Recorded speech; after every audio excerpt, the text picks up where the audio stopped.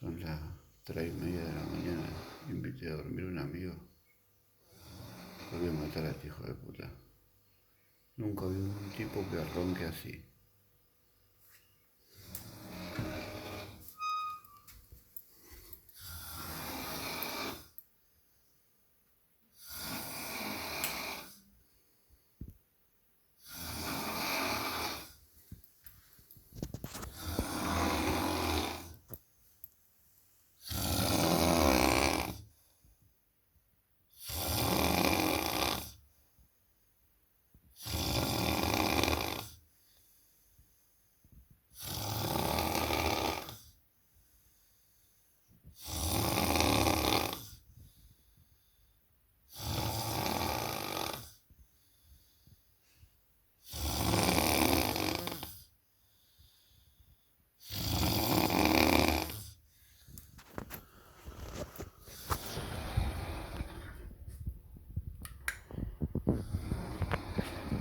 Me voy a dormir a otro lado porque lo voy a matar.